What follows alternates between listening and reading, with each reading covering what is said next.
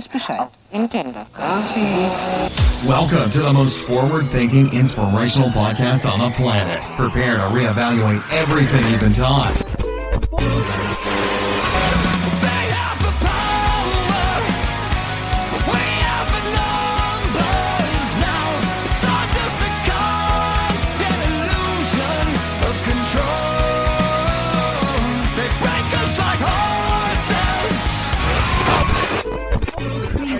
They can tell us we're crazy, and we can say, well, you haven't seen anything yet. Everything you knew was a goddamn lie. Would you up and explode like it's the 4th of July? Possessed by perfection in this land, if you're awake, you're the enemy.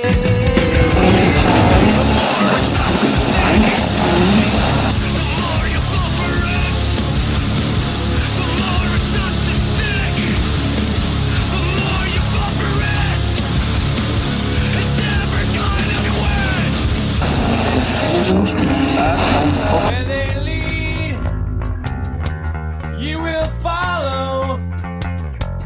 Well, I guess that's just the way it goes. And if you look away, you'll be doing what they say. And if you look alive, you'll be singled out and tried. Every day a new deception, pick the scene and take direction, and on a search to connect, but I don't wear a mask and I have no regret. Down on your knees, you don't look so tall. Open your eyes and the empire falls.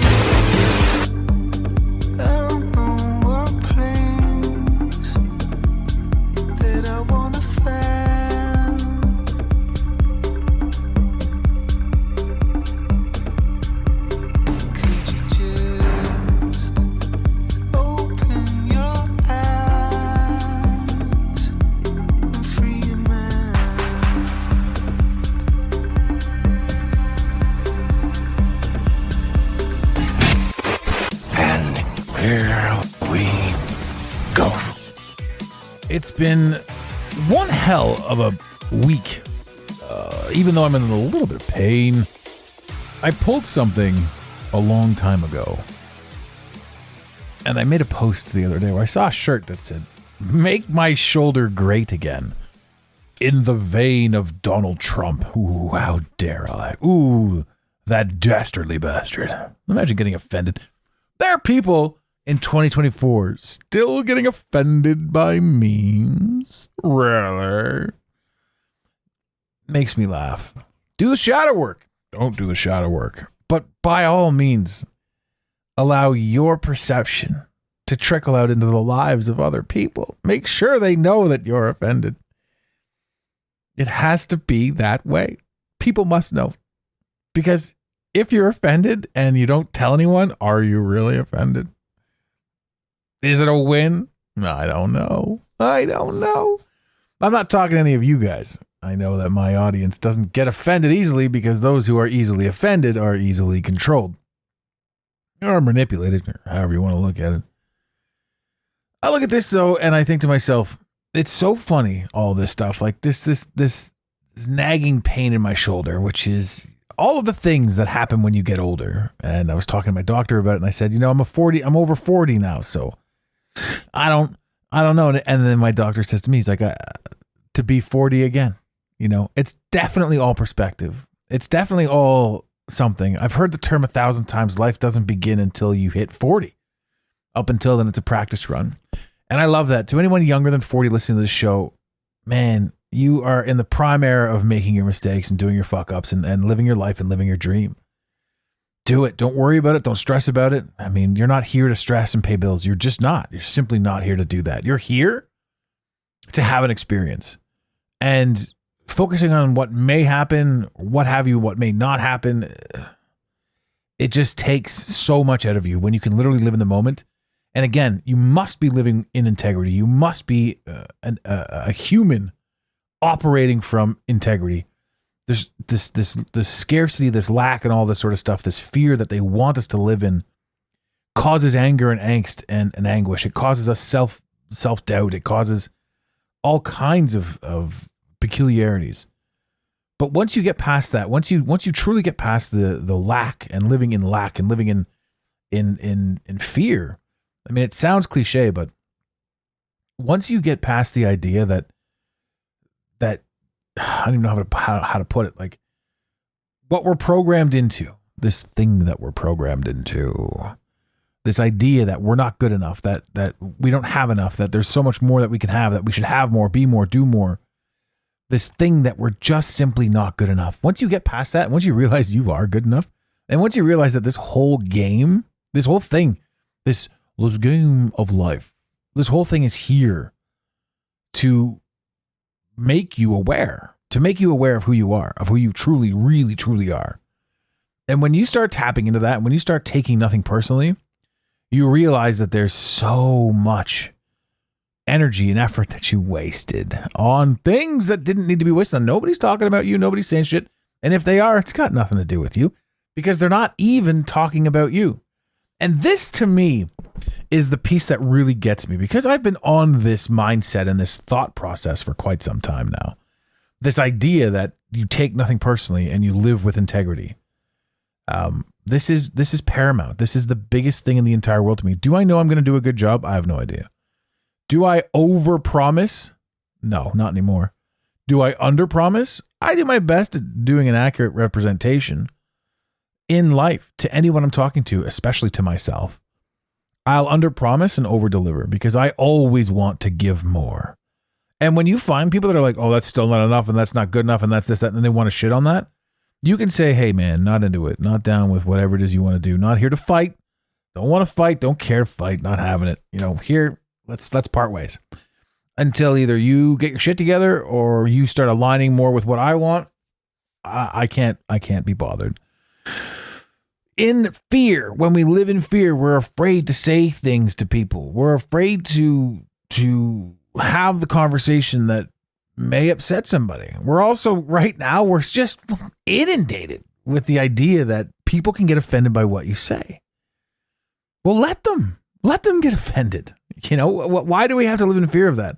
Obviously, I'm not saying run around and be a racist prick. I'm again only referring to those who are living in integrity.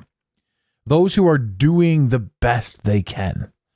There's so much that you can get rid of in your life. So many worries, so many people, so many things, boyfriends, girlfriends. If you're being treated like shit, or if you're in a spot where you're living in an unaligned position, it's time to move. It's time to step up. It's time to get on. It's time to get out. Because the truth of the matter is, and this is, like I said, this is where it gets deep, folks. This is where we're going. Get your tinfoil hats out because we're about to dive into one here. The personality of this where we are business. This where we are business is huge to me. Huge. It back in the day, 2016, maybe even earlier than that. I came across ODD TV and he was talking about the signs of flat Earth. And just like everybody else, I was like, oh yeah, okay, flat Earth, sure, whatever.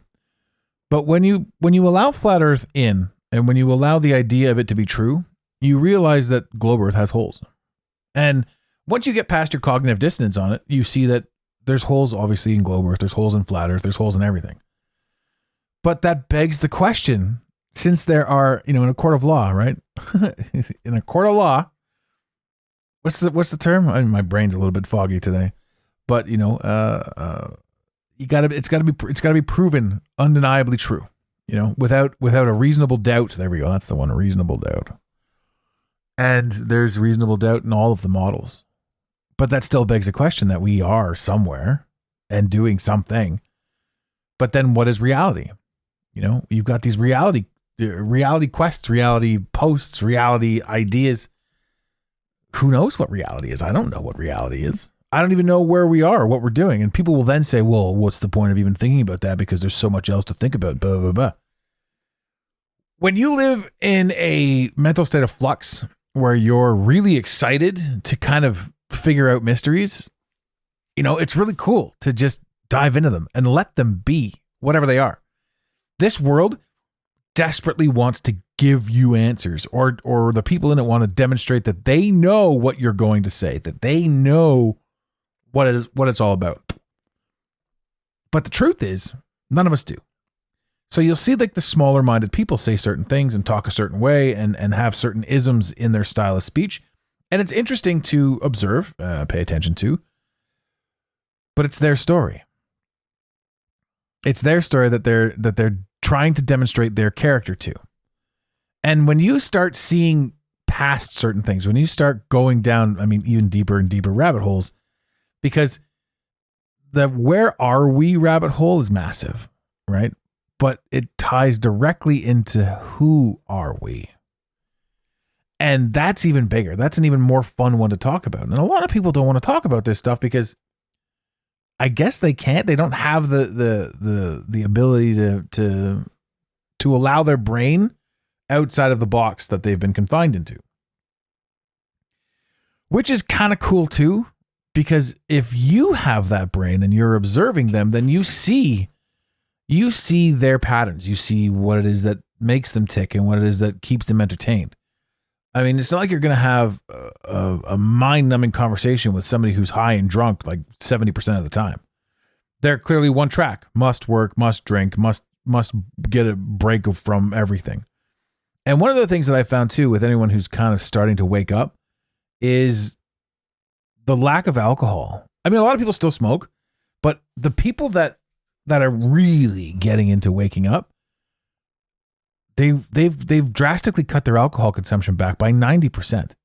This even is part and parcel with something that I read or heard on the news, which I love so much. The news. It said alcohol, beer and wine specifically, beer and wine sales are down to levels that were last seen in 1940.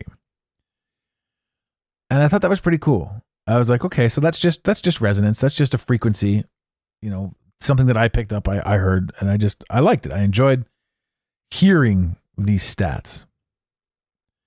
Why it's interesting is because it speaks to the same thing that I'm saying. People are waking up and they're seeing things in droves. Now, there are so many things that are running through my head right now, so I'm sorry if this sounds like a jumbled episode, because it really is. It's me just brain dumping for the sake of getting it out of my head, or at least putting it out into the ethos, the things that I understand or comprehend or am attempting to work through as I sit here chatting with all of you, lovely ladies and gentlemen. If everyone is on the frequency that you're on, then what does that mean? Who are you? Who are you trying to portray? What are you trying to observe? What are you trying to do even? And I see this. I see it all. Are the people out there doing things? Are there really people? This is something that I go back and forth with. If this is all just an illusion or a dream state, who or what's involved? And kind of what I've come to at this point is the whole ideology that kind of everyone is you, but not in the third dimensional sense of you, the being that's just sitting there listening to the show with a first and a last name. Because that's even part of the mystery, right? Who gave you your meat suit? Who gave you your name? How do we all get started? We all got to start somewhere. Where do we come from and where are we going? What is this? Is this the subway station in the Matrix? The idea that everyone is you stems from the idea that consciousness exists. And I'm sorry if I'm losing some of you guys because I know I'm hopping all over the place. Consciousness exists. And I've always said that the one thing I can absolutely be sure of is that I exist, is that my consciousness exists. And everything subsequently after that is a result of my consciousness. So what does that mean about you? Right? You're the listener going, well, I know that I exist. And you, because you're speaking, I'm speaking, says the listener, because I'm speaking. You don't even know that I exist. But what you do know is that you exist. So if we expand upon that and we say, no, it's not my consciousness. It is the ethereal consciousness. If we go bigger than the idea that I am an entity and you are an entity and there are NPCs, which there definitely are. There are characters that are roaming around these wonderful hills that aren't really up to much. And some of them can be your wife, your mom. Watching these people sort of repeat patterns, you understand that it's a possibility that they're not a full character because there's no growth pattern. They plateaued at a certain age and they've sort of been puttering around at the same thing, the same ideology, the same this, that, and the other thing, the same level of fear. There's no real growth pattern. And then when you look again at yourself, you say, what's my growth pattern? What am I doing?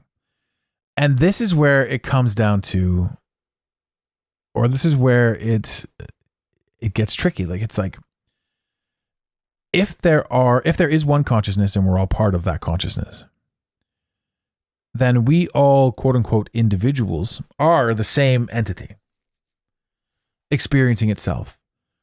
Now imagine your friends, the ones that need help, and you're there to help them. And imagine when you need help, those that are there to help you. And imagine those that hurt you. And imagine those that loved you. And imagine the situation that you're in when you owe a ton of money or when you have a ton of money. Each and every one of these scenarios and situations is something that your character is going through. The developmental part of your character is understanding and comprehending these facets. And when you see that, you can say, okay, well, there probably is no right or wrong, good or evil. There are things that are happening. And when you stop taking things personally, you really see your own character, because you know that these people aren't necessarily talking about you, even though they might be talking about you. They're displaying and demonstrating their mentality, their experiences, their ups, their downs, and they're projecting it onto you. And this thing that you think you are, this individualistic thing, this person that you try to defend, this character that you're trying to defend, what does it even mean? Because there are no two versions of you alike in anyone's minds anywhere. Because anyone who sees you is going to project onto you their insecurities, their positivities. They're going to project onto you their pattern, their life, their experience. And they're going to say that that's you. And they're going to tell you who you are. And when you have the ability to sort of look at yourself through their eyes, you realize that you're not even you. And if you do this with enough people, and you see that every single one of them has a different opinion of you, you look at yourself and say to yourself, well, who's the version of me that I'm trying to portray to them or to the outside world or what it is? And you realize that all of the things that you've done in your life, you bought the car, you did the this, you did the that, a lot of it, especially in the third dimension, pre-40, is, and I'm not saying 40 is the hard number, I'm just saying, a lot of things happen around 40. That's typically good midlife, especially now. Around we make it to 80 if we're lucky. Not with the food, not in North America. It's a whole other tangent, can't go there.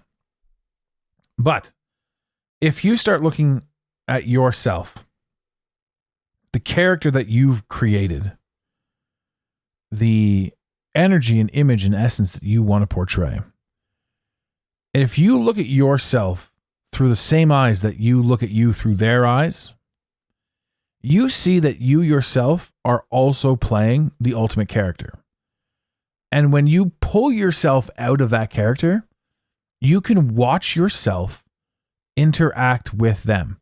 How many times have you been like at a party or something like that, and you've been like, oh, so nice to see you, Susan. It's been weeks and months. And you give them a big hug, and then you see Steven and Karen and some other person that you haven't seen in forever. And you're like at a party and you have a couple drinks and you're doing great.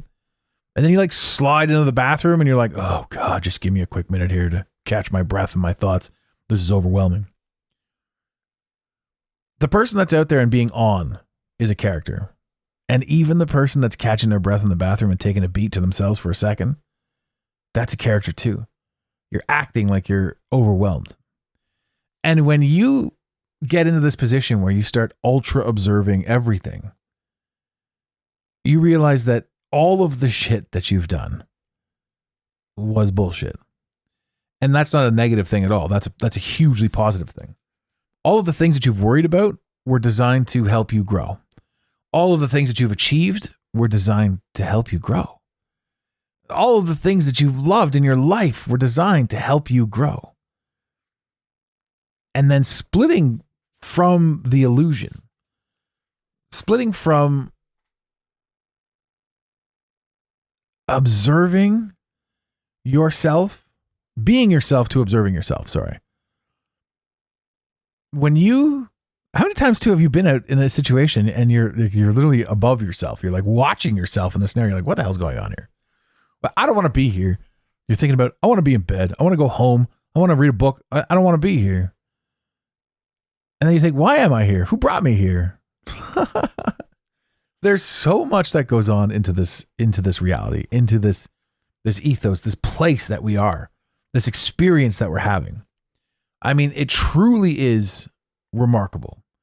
I've not done the topic justice here because it's something that I'm going to be getting into more and more, but I'm trying to understand, I'm trying to articulate as well, that we have absolutely everything at our fingertips.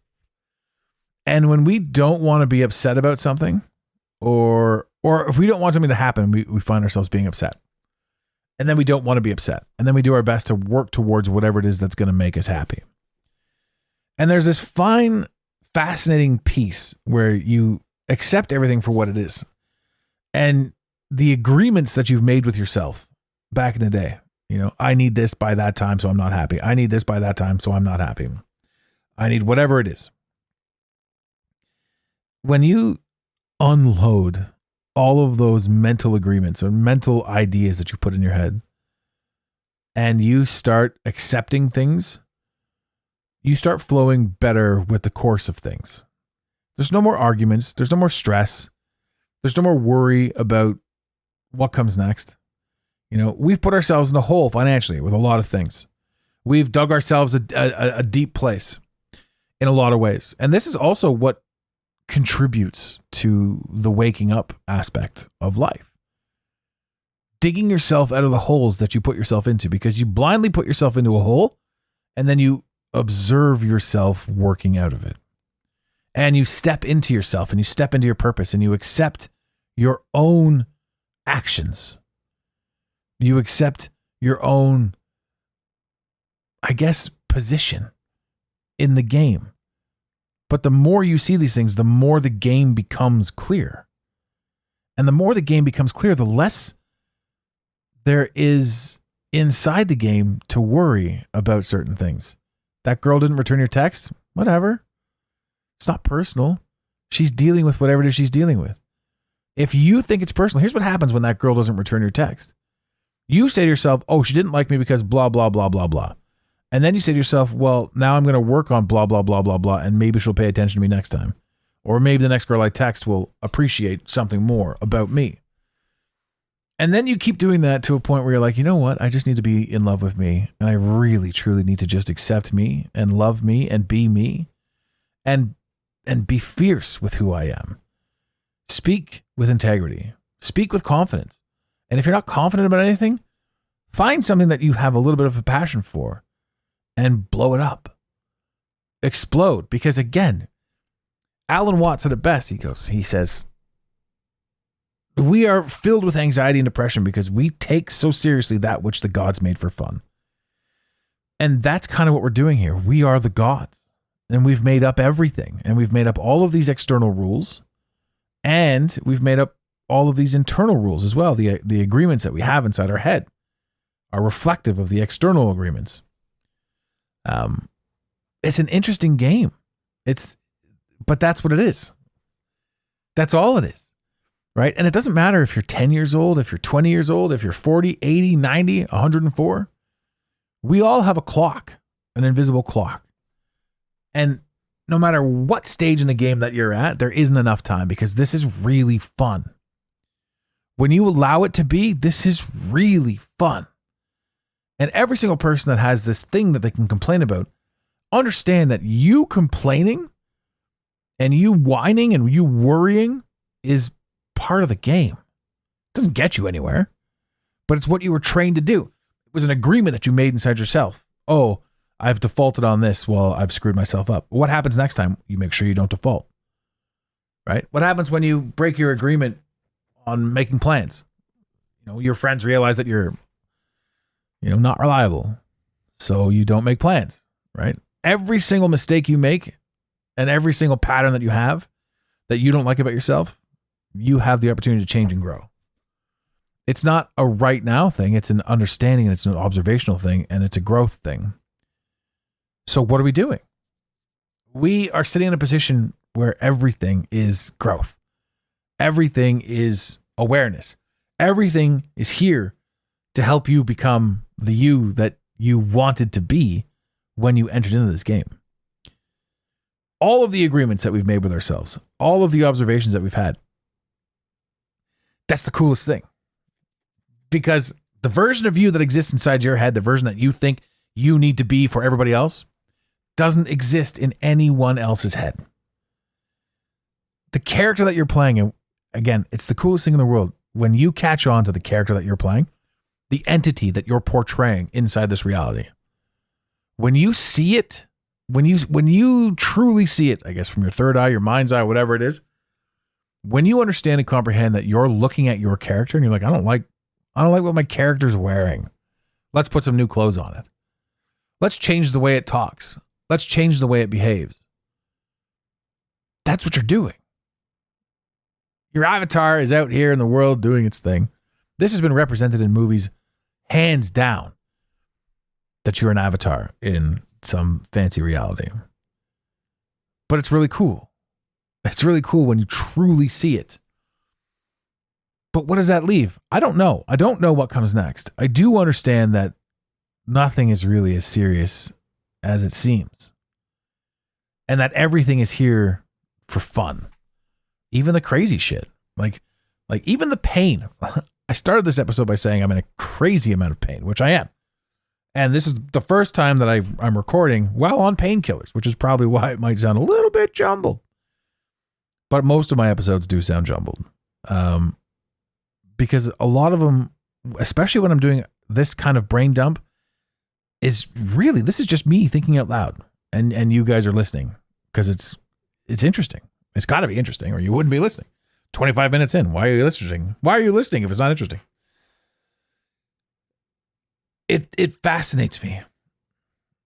The pain that I'm in now has caused me to alter training habits. It's caused me to alter eating habits. It's caused me to stay away from things that cause inflammation. It's causing me to become more aware.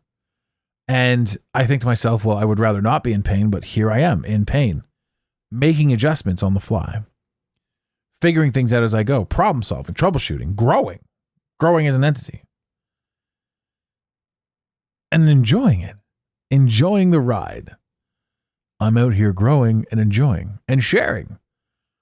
So I say to you, to anyone who's depressed, filled with anxiety, worried about tomorrow, you don't need to be. That anger that you feel, it's fabricated. You're protecting some aspect of yourself. It's a shadow piece. That sadness that's perpetually permeating throughout your body, that can go away too. You don't have to feel that anymore because there's so much more to it. It's new information, it's new understanding, it's new comprehension, it's tapping into source, it's seeing an energy, it's understanding that being sad causes sadness. Being happy causes happiness. You don't, there's that old business cliche, right? Oh, if I just did this, I'd get the promotion. Or whatever it is, but it's so much, it's just not that. People will say, I'm clinically depressed and I need this, that, and the other thing to make this work. Well, that's an agreement that you made with yourself too. And I went through it. I was clinically depressed and riddled with anxiety. Because that's what somebody once told me. And I said, okay, well, that's the character that I have to play. And again, I pull this back to character, right? And again, even in the third dimension, even the realm that we're so familiar with, how many times have you heard the person say, that man, he's got character. You know, I like the character in which he stands. It's funny because it's very accurate. It's a character. Everyone here is probably part of the singularity, consciousness. And each and every one of us is a facet of the same thing, playing a character. So you're kind to yourself. You're mean to yourself. You're upset with yourself. If you're going to go out there and treat other people like trash, it's because you yourself feel like trash internally. If you're going to go out there and treat everybody with ultra kindness, it's because it's what you want in return. Some of the nicest and most amazing people I know right now came from pain, hatred, darkness, violence, whether it was done to them or they did it themselves. They were the violence instigator. Everyone's got a backstory, but you're not tethered to it. It's your character. And every character is designed to make you grow. So everything that you're doing in this realm, wherever we are, is designed to make you a better version of you. And remember, there are no two versions of you alike. The character that you try to defend and portray out there doesn't exist in the eyes of anyone observing you, because they're all seeing you through their version of trauma, their version of life and reality.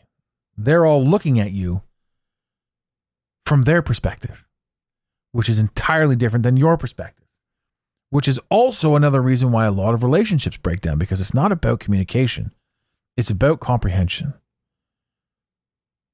And if you can't comprehend or understand your partner, it's because you're not trying. It's because you need them to see you a certain way. But when you allow that to change, you and your partner grow too. And your partner is supposed to reflect exactly how you feel about yourself. So if your partner's talking trash to you, it's because you yourself feel like trash on the inside. It's a terrible thing to say, but it's the truth. It's a character, I won't say character flaw, but it's a character building block. And if you feel amazing about yourself, your partner's out there making you feel even better. This world is a beautiful kaleidoscope of controlled chaos. I don't know. There's a huge brain dump, ladies and gentlemen. I've had a lot of fun talking about it, though. We've gone 30 minutes on this. So I hope I did it justice. But this is what's inside my head. You know that meme where the couple's in bed and the girl's over there saying, I bet he's thinking about other girls. And then he's got the bubble in his head. I wish my car was faster or whatever. Well, this is that meme, except it's a half an hour long, written out. And that's what's in my head. And that's what I want to work on. And that's what I want to understand and comprehend. Where are we and what are we doing? And what's it all about? And there are so many ways to get there. So many ways. You know, once you get rid of the simple stuff, the making money.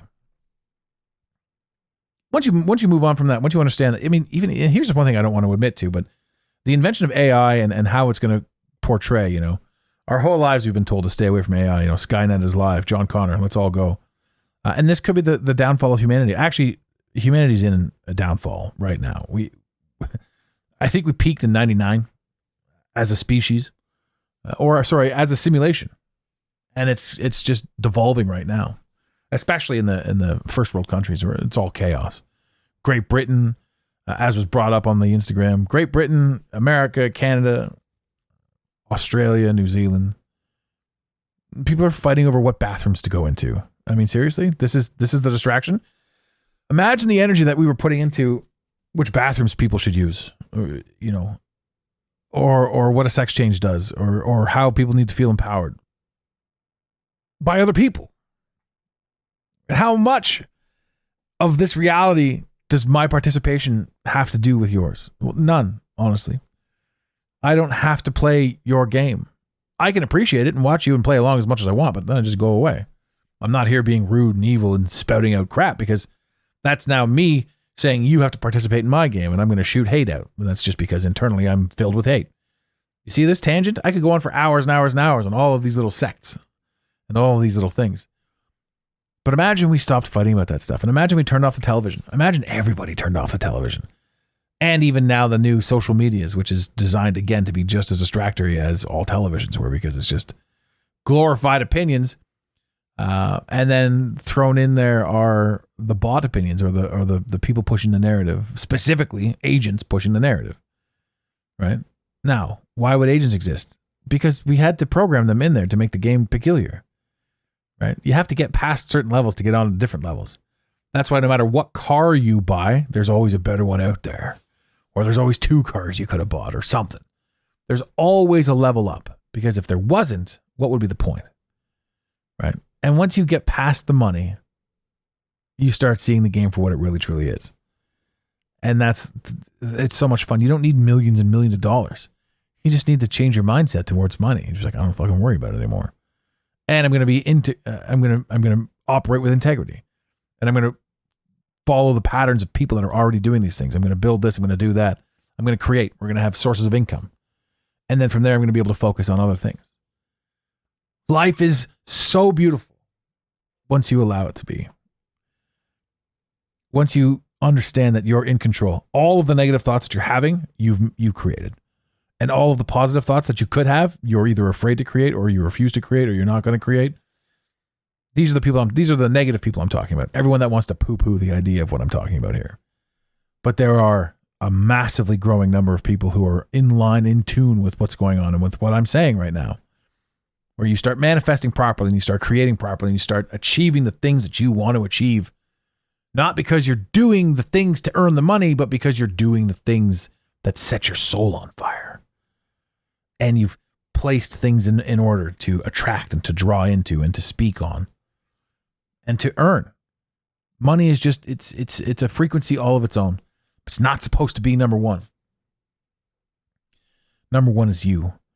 And there are ways to do it. There are ways to earn, to find, to get a space. Like I said before, and this is something that we've talked about briefly, we are, a group of us right now, are working on creating a massive space where anyone who's aligned with this message and this entity can come and live rent-free and contribute to the ideologies and help and grow and be a useful member of a community, the very community that we're trying to create. And the more we do that, the more we grow, the more we understand, the more we share our knowledge with each other, the more we openly share everything, the more other talents can be brought in and introduced to, and creating a bigger pool, a bigger growth pattern for everyone. So everyone can benefit from this. And it's going to be beautiful. It's already starting, obviously, right now with the Alliance, the website, all the coaches that are working with us and the people that are working behind the scenes. But we're onto something beautiful. Right? This world's a trip. This experience is a trip. It's beautiful. It's remarkable. I'm super excited. I'm happy to have you guys with us. Ladies and gentlemen, share this show out if you know anyone that wants to hear it or anything like that. The more numbers we have, the better for everybody. And I love it. You know, I love what we're doing, and I know you guys do too. So thank you very much to everyone who's been with us since day one, or everyone who joined us yesterday. You're all amazing. We love you over here. And in the infamous words of Red Green, keep your stick on the ice. We really hope you enjoyed this episode of the Mental Mastery Alliance podcast.